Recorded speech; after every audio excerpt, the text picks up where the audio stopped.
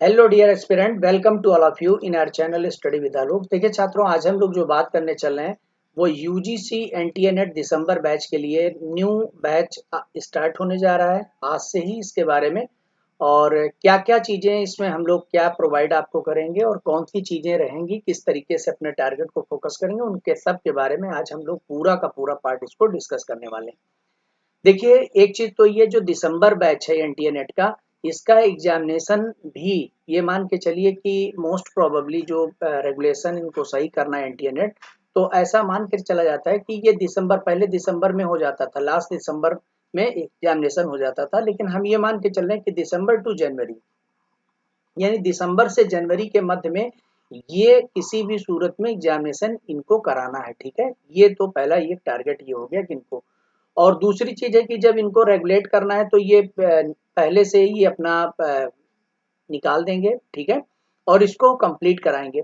Suppose करिए कि अगर आप इसको लेट में बैच अपना स्टार्ट करते हैं, चूंकि अभी रिजल्ट जो इनके आउट करने वाली बात है, तो कुछ सब्जेक्टों के अभी एग्जामिनेशन हो रहे हैं, तो थोड़ा सा समय लग रहा है। ठीक है, तो इसमें यह है कि जब तक वो पूरे सब्जेक्ट को कंप्लीट नहीं करा लेते हैं तब तक वो अपना रिजल्ट आउट नहीं करते हैं। तो एनटीए नेट का अगर रिजल्ट अगर आप वेट करते हैं और वेट करने के बाद में प्रिपरेशन स्टार्ट करते हैं तो छात्रों आपके लिए काफ़ी लेट हो जाएगा। ठीक है, समय बहुत ही कम बचेगा। इसलिए हम लोग आज 18 अक्टूबर से ही अपना न्यू बैच स्टार्ट कर दे रहे हैं, क्योंकि कई अभ्यर्थियों ने हमारे पास में फ़ोन करके कहा कि सर अब हम लोग डाइवर्टेड हो रहे हैं, क्योंकि हमारी प्रिपरेशन एक कंटिन्यूसली बनी हुई थी और चीज़ें रिदम में चल रही थी, लेकिन अब वो ब्रेक डाउन हो गया है। तो इसको किसी भी तरीके से करके सर फिर से एक इसको बना दीजिए सिस्टम से, ताकि जब भी कभी कोई तीज त्यौहार रहे उस पर छुट्टियां रहें, लेकिन बाकी के दिनों में हम रेगुलर होकर के इन चीज़ों को पढ़ते रहें। देखिए, जब आप स्टार्ट करते हैं, स्टडी अपनी आरंभ करते हैं, तो उसमें दो तीन चीज़ें होती हैं। एक चीज़ जान लीजिए, पहली बात तो जो अब हायर एजुकेशन के लिए भी जो बैच है, हायर एजुकेशन के अंदर में आपने देखा होगा कि आज की डेट में जो सिलेबस चेंज हो गया है, वो 80 टू 85% जो उसका सिलेबस है वो एनटीए नेट के सिलेबस से मैच करने लगा। तो अगर आप एनटीए नेट की सिलेबस की तैयारी अगर अच्छी रखते हैं तो आपको फ्यूचर में हायर एजुकेशन का एग्जामिनेशन देने में बहुत हेल्प मिलेगी। ठीक है, अब बात आ रही है कि हम लोग इतने समय से बैच आरंभ कर दिए, तो क्यों जो है समय से आरंभ करने का क्या क्या फायदा आपको मिलने वाला वो आप जान लें। पहली बात तो आपके पास में इतना टाइम होता है कि एक जो चरण जो मैं आप लोगों को बताता हूं कि जब भी आप कभी कोई भी एग्जामिनेशन तैयार करते हैं, किसी भी एग्जामिनेशन की प्रिपरेशन करना होता है छात्रों, तो उसमें 4 स्टेप्स होते हैं। उन 4 स्टेप्स को फॉलो करना पड़ता है। वो 4 स्टेप्स कौन-कौन से हैं, उनके बारे में मैं हमेशा आपको बताता आया हूँ और आप उसको फिर से एक बार रिमाइंड कर लें, क्योंकि देखिए ऐसा होता है कि जब भी कभी किसी को कोई सेहत बनाना है तो जो भी सेहत का राज होता है वो वही होता है। ठीक है, उसके लिए कोई अलग से नहीं होता है। तो आज भी यहाँ पर जब भी कोई एग्जामिनेशन अगर प्रॉपर वे में अगर आप तैयार करना चाहते हैं, तो एक जो साइंटिफिक वे होता है, कहा नहीं जाता है कि सभी विज्ञानों की एकता उनकी पद्धत में है, ना कि विषय वस्तु से। वैसे हमारे पास में जो मेथड है, वो जो साइंटिफिक वे है, वो सभी एग्जामिनेशन के लिए आपका फॉलो करता है। क्या है वो? सबसे पहली चीज तो ये होनी चाहिए कि सिलेबस, जब भी आप की कोई भी एग्जामिनेशन की तैयारी कर रहे हो, एनटीए नेट की सिलेबस, तो हम सबसे पहले सिलेबस को, तो नेक्स्ट लेक्चर में, कल हम अपने लेक्चर में सिलेबस को डिस्कस करेंगे। ठीक है, कि क्या है सिलेबस पूरा और उसको क्या क्या पढ़ना है, क्या क्या पुस्तकें आपके पास में, सहायक सामग्री क्या क्या होनी चाहिए। ठीक है, तो सिलेबस आपके पास में पूरा 100% सिलेबस लेकर के बैठे, और जब आप सिलेबस के हर एक यूनिट को, यानी कि जैसे इसमें 2 पेपर हैं आपके एनटीए नेट में, एक फर्स्ट पेपर तो और एक सेकंड पेपर। ठीक है, तो फर्स्ट पेपर जो कॉमन पेपर होता है उसमें 50 क्वेश्चन होते हैं छात्रों। ठीक है, तो ये आपका फर्स्ट पेपर जो कॉमन पेपर, और ये 1 आवर का होता है, यानी 1 घंटे का समय होता है। और सेकंड पेपर जो आपका है वो आपका सब्जेक्ट होता है। ठीक है, तो जो सेकंड पेपर होता है वो आपका सब्जेक्ट होता है, उसमें 100 क्वेश्चन होते हैं और उसमें टाइम होता है 2 आवर्स का। ये दोनों एक साथ में होते हैं, 3 आवर्स का टाइम दिया रहता है। ठीक है, तो 3 आवर्स के टाइम में आपको इसको कंप्लीट करना होता है, पूरा का पूरा जो बैच ऑनलाइन ही ये आपको कंप्यूटर के माध्यम से टेस्ट देना होता है। अब एक चीज इसमें निकल करके आती है कि अगर आप इन दोनों में से कोई भी पेपर एक साथ में कर सकते हैं, यानी इसको भी सेकंड से भी शुरुआत कर सकते हैं, फर्स्ट से भी कर सकते हैं, आपका जो पेपर बेहतर हो उससे शुरुआत कर सकते हैं, बीच में यहाँ से ड्रॉप आउट करके यहाँ भी जा सकते हैं। मतलब आपके 150 क्वेश्चन एक साथ डिस्प्ले होते हैं, आप उसको कैसे भी करके 3 घंटे के अंदर अंदर में फिनिश करना होता है। ठीक है। हिंदी इंग्लिश दोनों लैंग्वेज में होता है, आप ऊपर क्लिक करके हिंदी इंग्लिश में चेंज कर सकते हैं। तो देखिए बात हम लोग करते हैं कि क्योंकि हम लोग स्ट्रेटजी की बात कर रहे हैं, तो ये जो हमारी स्ट्रेटजी है साइंटिफिक, ये 25%। अगर आप पूरे सिलेबस को जब तक आप नहीं रखते हैं, चाहे वो फर्स्ट पेपर हो 10 यूनिट्स में, उन्होंने फर्स्ट पेपर को भी रखा और 10 यूनिट्स में ही सेकंड पेपर को रखा, लेकिन काफी बड़ा कोर्स है छात्रों, और कुछ टॉपिक जो बहुत ही इसेंशियल और बहुत ही महत्वपूर्ण होते हैं, जैसे यूनिट 2 और 1। तो जो यूनिट 1 है एनटीएनएट सेकंड पेपर के अंदर में, उसमें पूरे थिंकर वाले पार्ट आ जाते हैं। तो उनको आपको बेहतरीन, चाहे जितने वेस्टर्न थिंकर हो, मॉडर्न थिंकर हो, चाहे इंडियन थिंकर हो, उनको बेहतरीन पकड़ बनानी होती है, क्योंकि उन्हीं थिंकरों के बेस पर बहुत सारी थ्योरियों से रिलेटेड आपसे क्वेश्चन होते हैं। और जब भी आप आगे चीजें पढ़ते चले जाते हैं, चाहे वो इंडियन सोसाइटी के बारे में हो, चाहे इंडस्ट्रियल हो, चाहे रूरल सोशियोलॉजी हो, तो कहीं ना कहीं वो बेस के रूप में आते रहते हैं। तो कॉन्सेप्ट अगर आपका क्लियर है तो वहां से चीजें आसान हो जाती हैं। तो बात हम कर रहे हैं कि जब सिलेबस की, तो सिलेबस आपको 25% आपके, जो आपकी मेहनत है, सपोज करिए आप ये कहते हैं कि सर मैं अपना 100% यूज करना चाहता हूं और मुझे इस एग्जामिनेशन में सफल होना, तो उसके लिए 25% ये है कि आप पूरे सिलेबस को रह करके और पूरे सिलेबस को एक बार अच्छे से पढ़ लीजिए, ठीक है। तो जब आप सिलेबस को रख करके पूरे सिलेबस को एक बार पढ़ेंगे, क्योंकि कौन सा पार्ट आपने छोड़ दिया, जैसे सपोज करिए यहाँ गलती क्या करते हैं लोग कि उन्होंने तमाम, मैंने संस्थान और तमाम जगहों पर भी चीजों को लोग देखा कि वो करते ही क्या है कि उन्होंने 80% ही पढ़ाई की, ठीक है। तो जब 80% पढ़ाई किया है और सपोज करिए कि बच्चा 80% एक बार पढ़ने से 80% कवर कर रहा है, तो 64% ही ओवर। अगर वो 100% पूरा सिलेबस कवर करता और 80% का स्टूडेंट था, तो वो 80% कवर करता, ठीक है, यानी नियर अबाउट 80% मार्क्स आ जाते उसके। लेकिन जब उसने 80% ही सिलेबस कवर किया है और उसमें भी 80% उसको आ रहा है, तो वो 64 पर ही रह जाएगा। तो यही वो रीजन रहता है कि जेआरएफ होते होते भी बच्चा रुक जाता है, क्योंकि कारण क्या है कि उस एस्पिरेंट के सामने सबसे बड़ी चीज है कि वो 100% सिलेबस को कवर नहीं करता। तो छात्रों एक तो चीज ये जान लीजिए कि 100% सिलेबस को कवर करना है आपको। दूसरी चीज है वो भी इन टाइम, क्योंकि सबसे बड़ी चीज है कि जब आप इन टाइम ये काम कर लेते हैं तभी ये चीजें हो पाती हैं। तो 25% ये आपको कवर करना है पूरे सिलेबस को रख करके, और इसको कवर अप करना है, एक बार अच्छे से पढ़ना है। अब दूसरी चीज है हमारे पास में कि जब भी हम कोई चीज पढ़ते जाते हैं छात्रों, तो होता क्या है कि जब आप पढ़ते हैं तो आपके लिए एक महत्वपूर्ण चीज होती है कि उनके की पॉइंट्स आप नोट करते हुए चलें। तो हम क्या करेंगे कि इसमें आपको पूरा लेक्चर, यानी फर्स्ट पेपर का एक लेक्चर और सेकंड पेपर का एक लेक्चर, ये दोनों लेक्चर आपको प्रोवाइड करते रहेंगे मंडे टू सैटरडे, ठीक है। मंडे टू सैटरडे आपको डेली एक लेक्चर फर्स्ट पेपर का, एक लेक्चर सेकंड पेपर का, ये आपको प्रोवाइड होता रहेगा, ठीक है। और ये लेक्चर छात्रों जो है वो आपको इवनिंग में 8 PM तक अपलोड कर दिए जाएंगे, ठीक है। ये कोशिश हमारी रहेगी कि 8 PM और 9 PM के बीच में जो है ये लेक्चर आपको अपलोडेड मिल जाए। अब अपलोडेड मिलने के बाद में क्या होगा कि आप उस लेक्चर को आप सेम डे भी पढ़ सकते हैं, नेक्स्ट डे भी पढ़ सकते हैं, अपने हिसाब से कर सकते हैं। बस केवल कोशिश ये करना है कि आप डेली बेसिस पर एक लेक्चर कवर करते रहिए, क्योंकि अगर आपने नहीं कवर किया और हम आगे बढ़ते गए तो आपका सिलेबस छूटता हुआ चला जाएगा, फिर आप उसको कवर नहीं कर पाएंगे। तो एक दो चार लेक्चर की बात अलग होती है, लेकिन ज्यादातर कोशिश आप यही रखिए कि रेगुलर बेसिस पर आप उनको कवर करते रहें, तो सिलेबस आपका पूरा का पूरा हो जाएगा। और जब भी कोई चीज पढ़ें तो आप उसमें से जो की पॉइंट्स हैं उनको नोट करते हुए चलेंगे। कई विद्यार्थी हमसे कहते हैं कि सर पीडीएफ में नोट्स अवेलेबल करा दें। भाई छात्रों, सिलेबस जो आपका इंटरनेट कहता है, जब तक आपकी अंडरस्टैंडिंग पावर नहीं होगी, चीजों को समझेंगे नहीं क्या बात कहिए, तब तक आपके पास में चाहे जितनी पुस्तकें और चाहे जो नोट्स हो, सब बेकार और धरे रह जाते हैं, ठीक है। आप एक चीज जान लीजिए कि कई बच्चे जैसे हमारे साथ में जुड़ते हैं पढ़े 6 मंथ के लिए, तो अगले 6 महीने तक उनको कोई चार्ज नहीं होता है, वो अगले 6 महीने तक भी वैसे ही पढ़ते हैं, कोई मतलब उसके लिए नहीं होता है, वो केवल टेस्ट सीरीज के नाम से जुड़ जाते हैं, ठीक है, रेनुअल के नाम से। लेकिन होता क्या है कि जब ऐसा इसलिए किया जाता है क्योंकि जब तक आप रेगुलेट नहीं होंगे चीजों को, कि रेगुलर बेसिस पर अगर आप, क्योंकि आपके पास में सपोज करिए 100 लेक्चर हैं, लेकिन आप 100 लेक्चर को एक दिन में कैसे कवर कर सकते हैं। मतलब अगर 30 दिन की खाद्य सामग्री आपके पास में आकर के रख उठी है और आपसे कहा जाए कि एक दिन में खा लीजिए, तो आप उसको बिल्कुल भी नहीं खा पाएंगे, ठीक है।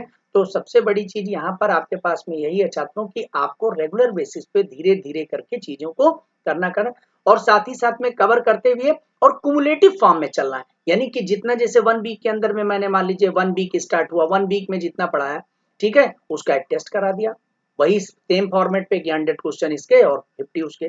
फिर नेक्स्ट डे में आगे बढ़ाया गया, तो हम क्या करें, 80% क्वेश्चन हम सेकंड वीक से ले लें और 20% क्वेश्चन हम पुराने वाले वीक से उठा लें। फिर तीसरे वीक में पहुंचे तो फिर नेक्स्ट हम क्या करें कि 70% क्वेश्चन वो तीसरे वीक से उठा लें, लेकिन हम 20% क्वेश्चन सेकंड वीक और 10% क्वेश्चन फर्स्ट वीक से उठा लें। मतलब धीरे धीरे करके पीछे वाले सिलेबस को बिल्कुल ना छोड़े, आगे उसमें जोड़ते जोड़ते जोड़ते करके हुए और इस तरीके से पूरे सिलेबस को कवर करें। ये तरीका होता है प्रॉपर वे में। तो इसके लिए जो मैं यहाँ पे नोट्स की बात कर रहा हूँ, नोट्स छात्रों की पॉइंट में खुद बनाना चाहिए। ये मैंने देखा है, कोई भी विद्यार्थी, जैसे मैं आपको चीजें समझा रहा हूँ, कितना भी आपको समझा दिया जाए, लेकिन आपका भी अपना एक कॉन्शियस माइंड होता है, अपना एक तरीका होता है। तो जो नोट्स वगैरह होती हैं कि जब तक आप उनको अपने हैंड राइटिंग में नहीं लिख लेते एक बार थोड़ा मोड़ा, तब तक फिर वो चीजें याद नहीं होती। तो अब यहाँ पे क्या करना है कि आपका एक प्रॉपर नोट्स होना चाहिए। नोट्स बनाने के तरीके भी मैं आप लोगों को बताता हूँ कि जैसे जब भी कभी कोई चीज पढ़ाई जाए तो इसको स्टार बनाइए, की पॉइंट आप नोट करें, और फिर उसके बाद में थोड़ी सी जगह लिए फिर स्टार बनाए और की पॉइंट, यानी इस तरीके से। तो गैपिंग रहने से क्या रहता है, ऊपर भी मार्जिन है, नीचे भी मार्जिन है, और बीच में भी आपने गैपिंग दे करके रखा, तो कभी कोई क्वेश्चन के रूप में कोई नई बात या कोई पुस्तक पढ़ते समय, कोई मैगजीन पढ़ते समय कोई भी बात अगर आ गई तो आप वहीं पर उसको ऐड कर देंगे। ठीक है, सपोज करिए कि हमने कोई चीज पढ़ा दिया अच्छे से, लेकिन उसके बावजूद भी टेस्ट में ऐसी बात पूछ ली जो पढ़ाई नहीं गई थी, लेकिन आपको लगा कि टेस्ट में तो ये बात अगस्त कॉन्टे के बारे में जो फर्स्ट यूनिट में सर ने पढ़ा है, लेकिन वो चीजें इसमें कवर नहीं हुई थी, लेकिन आप उनको क्वेश्चन आंसर में से निकाल करके और उसमें क्या करेंगे, उसको कवर कर लेंगे। तो ये आपको काम करना होगा। यानी एक आपका नोट तो इसके लिए होता है छात्रों की, मतलब ये सेकंड पेपर के लिए आपके पास में 3 से 4 कापियां बनती हैं। ठीक है, अगर 200-200 पेज की अगर आपने रखा हुआ है कापियां, लगभग 200-250 पेज की, तो ऐसी 4 कापियां आपको जान लीजिए कि बन जाना है। ठीक है, 3 से 4 कापियों में, जैसा आप लिखते हैं, ज्यादा लिखते हैं तो 4 कापियां, और थोड़ा सा समराइज करके लिखते हैं तो 3 कापियों में आपके ये नोट्स कंप्लीट हो जाएंगे। तो आप पहले से मेंटली प्रिपेयर्ड रखिए कि हमें 3 कापियों में अपने अच्छे से एक नोट्स प्रॉपर वे में तैयार कर लेना है सेकंड पेपर के, और दो लगभग मान के चलिए कि 2 पेजेस 2 कॉपियों में आपके फर्स्ट पेपर के भी हो जाएंगे। ठीक है, यानी फर्स्ट पेपर का syllabus in the comparison second paper के थोड़ा सा पहले खत्म हो जाता है, और वो आपको बहुत ही आसान, दोनों पेपर साथ साथ में। अभी पिछली बार मैंने देखा कि लगातार हम लोग पहले क्या करते थे कि 4 डे जो है सेकंड पेपर पढ़ते थे और 2 डेज केवल फर्स्ट पेपर, लेकिन फिर मैंने देखा कि हमारे यहाँ केवल फर्स्ट पेपर की वजह से बच्चों का जेआरएफ रुक जा रहा है या किसी किसी का नेट रुक गया। ठीक है, सेकंड पेपर में वो बहुत अच्छा कर रहे हैं, यानी लगभग लगभग 60 क्वेश्चन तो बहुत इजिली निकाल ले जा रहे हैं, लेकिन फर्स्ट पेपर की वजह से फंसने। तो अब ये क्या किया गया इस बार से, अब की बार अपने यहाँ सा थोड़ा सा चेंजेज रखा जाएगा, और वो चेंजेज में यही है, हम लोग क्या करेंगे कि जो वीक है उसमें पूरा मंडे टू फ्राइडे, यानी मंडे टू सैटरडे, ठीक है, मंडे टू सैटरडे 1 क्लास जो है ये आपका सेकंड पेपर की, ये जो है हम प्रोवाइड करते रहेंगे। और उसके बाद में दूसरा जो है ये जो आपका फर्स्ट पेपर है, और दूसरी क्लास जो है आप लोगों को प्रोवाइड करेंगे ये फर्स्ट पेपर की। ठीक है, तो फर्स्ट पेपर की भी एक क्लास और सेकंड पेपर की एक क्लास, और संडे को उसी पर टेस्ट हो जाएगा। ठीक है, 8 to 10 PM के बीच में ये रेगुलर बेसिस पर टेस्ट होगा। ठीक है, तो ये और टेस्ट का फॉर्मेट वही सेम होगा जैसे वहां पर रहता है, यानी 100 क्वेश्चन सेकंड पेपर वाले और 50 क्वेश्चन फर्स्ट पेपर, यानी एक मॉक टेस्ट टाइप का होगा, जिससे आपकी बेहतरीन प्रैक्टिस होती रहे।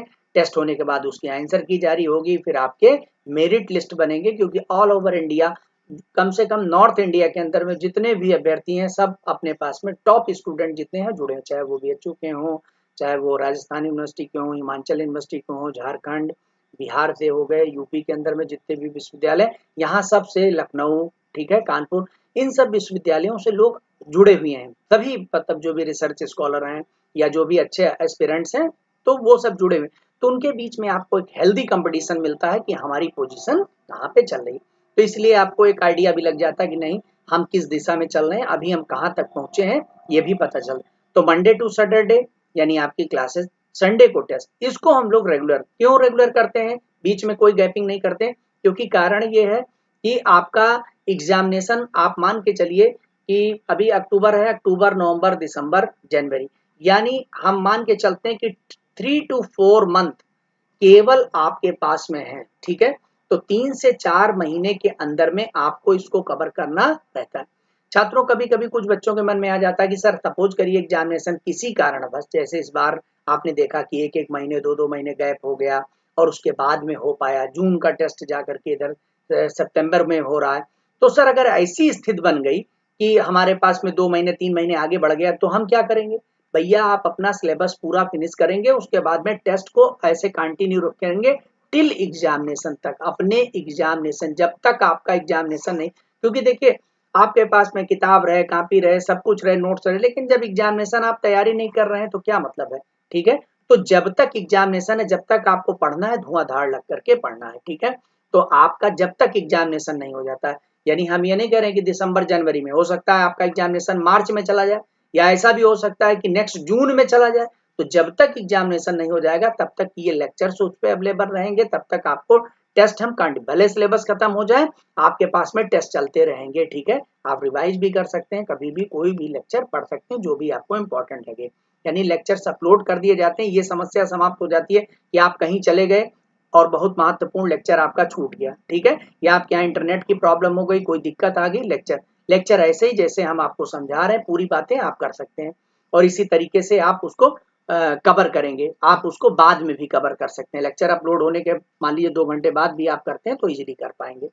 कभी भी कोई आपके मन में कोई सवाल आता है, कोई बात आती है, तो उसके लिए व्हाट्सएप ग्रुप बना रहता है, वहां पर आप जो है बोल करके, टाइप करके या लिख करके भेज सकते हैं, वहां पर आप लोग डिस्कस करते रहते हैं। ठीक है, तो ये भी एक फैसिलिटी आपको अवेलेबल रहती है कि किस तरीके से डिस्कस करना है। तो हम लोग क्वेश्चन डिस्कशन का फॉर्म जो है वो संडे को करते हैं, संडे को टेस्ट हो गया, मंडे को डिस्कस कर लेते हैं, उस मंडे को ही आंसर की जारी कर देते हैं।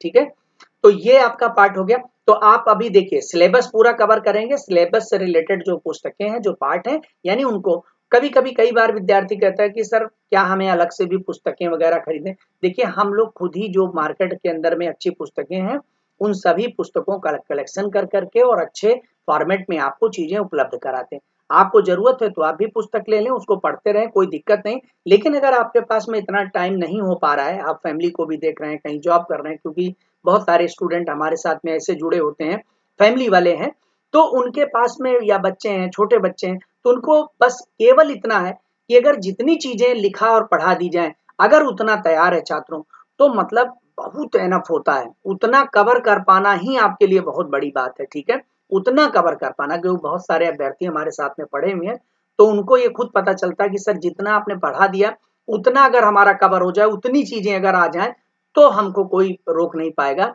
नेट होने से। ठीक है, तो इसलिए कभी भी ये नहीं आपको महसूस करना होगा, या ऐसा ना मतलब माइंड में आ जाए कि हमको सर ये सब पढ़ने के बाद में भी तमाम चीजें पढ़ना, क्योंकि हम खुद ही सारी चीजें जो पढ़ाते हैं वो आपको पहले से बता देंगे। आप चाहें तो स्वयं भी पढ़ते रहें, और नहीं तो हम खुद ही आपको चीजें 1 to 1 step by step discuss कराते हुए, लिखाते पढ़ाते हुए चलेंगे, तो आप उनको कवर करते रहिए। ठीक है, अब हम लोग बात कर रहे हैं कि सिलेबस जैसे आपने कवर किया इस तरीके से, उसके बाद नोट्स अपना की पॉइंट बना लिया, क्योंकि देखिए एक बार लिख लिया, एक बार लिख लिया, एक बार पढ़ लिया, तो एक बार लिखने पढ़ने से अगर कोई फ्रेशर स्टूडेंट है तो वो हो नहीं जाता है। ठीक है, जब तक कम से कम नोट्स को अपने 2 बार रिवाइज नहीं करेगा, क्योंकि एक बार बहुत बड़ा सिलेबस है, फिर वो पढ़िए तो भूल जाता है। तो इसीलिए अपने सिलेबस को इतने इन टाइम खत्म करना होता है कि बिफोर एग्जामिनेशन अपने नोट्स को 2 बार रिवाइज कर लीजिए, फटाफट से, मतलब जो है थरली हाई स्पीड में उसको कर लीजिए, उसके नीचे अंडरलाइन कराते हुए चले चलिए। अभी कई विद्यार्थी हैं जो 2 महीने पहले 3 महीने पहले हमसे जुड़ गए, अब वो कह रहे हैं कि सर छात्रों मतलब हम क्या करें सर, अब हमने तो अपना नोट्स कंप्लीट कर लिया, या हमारे पास में कुछ सर अभी कंप्लीट करने के लिए रह गया। उनको कोई टेंशन लेने की जरूरत नहीं, फिर से क्लासेज स्टार्ट हो गए, उनको आरंभ कर देना है। ठीक है, तो अब केवल टेस्ट के लिए आपको आना है, बाकी तो क्लासेज आपको मिल ही रही हैं। तो अब इससे क्या होगा कि चीजें फिर से आपको इन टाइमली जो है आपकी रिवाइज होती हुई चल रही है, आपके अपने आप ऑटोमेटिकली रिवाइज होती हुई चली, बस आप उसी फॉर्मेट में रिवाइज करते हुए चलिए, क्योंकि जैसे ही आपने गैपिंग किया, कुछ गड़बड़ किया, फिर हम आगे बढ़ जाएंगे, फिर आप छूट जाएंगे। तो इसलिए बेहतर होगा कि आप साथ साथ में करते रहिए। तो सिलेबस हो गया, नोट्स हो गया। नोट्स जब आपके बन जाते हैं सिलेबस के अनुसार, आपके नोट्स प्रॉपर वे में तैयार करने, तो भैया यहाँ पर होता है 3 टाइम्स रिवीजन। अगर छो मतलब अगर आप अपने पूरे नोट्स को 3 बार रिवाइज कर लें, नोट्स और जो वीकली टेस्ट हुए हैं, ठीक है, यानी नोट्स और साथ में टेस्ट को अगर रिवाइज कर लें। अब भाई छात्रों, अभी आप लोगों में से बहुत सारे लोगों ने एग्जामिनेशन दिया, आप सोचिए कि मैं कहता हूँ जो टेस्ट होता है वो पीडीएफ में आपको अवेलेबल करा दिया जाता है, आप उनके प्रिंट आउट ले लीजिए। अब जब हम 150 क्वेश्चन होते हैं, ठीक है, तो 150 क्वेश्चन के अंदर में अगर जब भी अगर कभी 150 क्वेश्चन अगर आपके पास में है तो आपने देखा होगा कि इसमें से मान लीजिए 60-70 क्वेश्चन या 80 क्वेश्चन आपको आ गया, लेकिन मान लीजिए 50 क्वेश्चन आपके पास में नहीं आ पा रहा, उन 50 क्वेश्चन को अंडरलाइन करके रखिए, उनको दोबारा पढ़िए। जब दोबारा पढ़ेंगे फिर आपके पास में फंस जाएगा, लेकिन जब तीसरी बार पढ़ेंगे, उसको रिवाइज कर रहे होंगे, तो लगभग चीजें आ जाएंगी। तो अपने नोट्स और जो टेस्ट है उनको 3 टाइम्स बिफोर एग्जामिनेशन रिवाइज करके जाना होता है। उन चीजों को, जो चीजें आपको आती हैं उनको ग्रीन कर दीजिए कि ये हमें नहीं देखना है, जो चीजें आती हैं लेकिन भूल जाती हैं उनको येलो से उस पर अंडरलाइन कर दीजिए, और रेड मतलब हो गया कि केवल फैक्चुअल डेटा है, उनको आपको 3 टाइम्स रिवाइज करना है, तो उस पर आप इस तरीके से अंडरलाइन रेड से कर दीजिए। तो सिलेबस कवर हुआ, नोट्स हो गया और 3 टाइम रिवीजन करने का पार्ट हो गया। ये कंपलसरी प्रोसेस है। ये भी 25% वैल्यू, आपने कहा 100% मेहनत करना चाहते हैं, 25% इसकी वैल्यू है, 25% एक नोट्स है। कई विद्यार्थी कहते हैं नोट्स मंगा लिया सर, वो तो केवल 25% आपने तैयारी किया, आप उसको पढ़ेंगे 25%, रिवीजन करेंगे 25%, उसके बाद में टोटल मिला करके देखो 75%, अभी भी 25% साफ साफ बचाओ। इस 25% के अंदर में ये होता है मॉक टेस्ट। छात्रों, जब भी चाहे कोई भी सेना अपने यहाँ की कितनी भी बढ़िया तैयारी कर ले, सब कुछ कर ले, लेकिन जब दूसरे देशों के साथ में युद्धाभ्यास करती है तब उसको अपनी क्षमता का पता चलता है, तमाम चीजें पता चलती हैं कि हमें ये भी करना है और इस तरीके से भी तैयारियां रखना है, क्योंकि हम तो अपने आप से सोच करके रखे कि हमने सब कर लिया, लेकिन कुछ लोग वहां पर आपको तो वास्तव में जेआरएफ करने के लिए, नेट करने के लिए अब क्या रह गया है।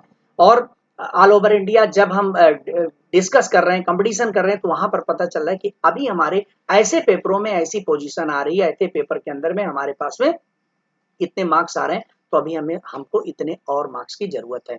तो यहाँ पर मॉक टेस्ट हो जाता है, और ये मॉक टेस्ट आप, यानी जब आपका सिलेबस कवर हो जाता है तो हम लोग पूरे सिलेबस का, होल सिलेबस बेस पर पूरा पूरा 10 यूनिट का बनाना शुरू कर देते हैं, फर्स्ट पेपर सेकंड पेपर का। और वो मॉक टेस्ट के अंदर में अगर आप अव्वल कर रहे हैं, आप ये मान के चलिए, पूरे दावे के साथ मैं कह रहा हूं कि अगर आप जो टेस्ट पेपर बनाया जाता है, और अगर आप उस टेस्ट पेपर के अंदर सपोज करिए 150 क्वेश्चन हो रहा है, और अगर आप वहां पर 100 क्वेश्चन कर रहे हैं, तो जब आपका फाइनल एग्जामिनेशन होगा तो वहां भी 100 क्वेश्चन आप कर रहे होंगे। ऐसा नहीं कि यहाँ पे आप 100 क्वेश्चन कर रहे हैं और जब आपका मेन एग्जामिनेशन हुआ तो वहां पे 90 करने लगे, वहां भी लगभग इतना ही जाए, 2-4-5 क्वेश्चन ऊपर नीचे छोड़ करके, ज्यादा भी हो सकता है, कम भी हो सकता है, लेकिन लगभग वही मार्क्स आते हैं।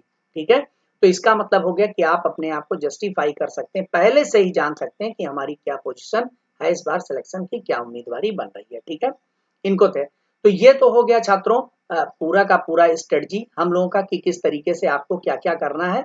और इसके साथ साथ में इस बार हमने एक और भी प्रोग्राम बनाया कि मैं देखता हूं कि कुछ करंट अफेयर्स के क्वेश्चन, जैसे ईवीएस फर्स्ट पेपर में ईवीएस से रिलेटेड हो गया, हायर एजुकेशन से रिलेटेड हो गया।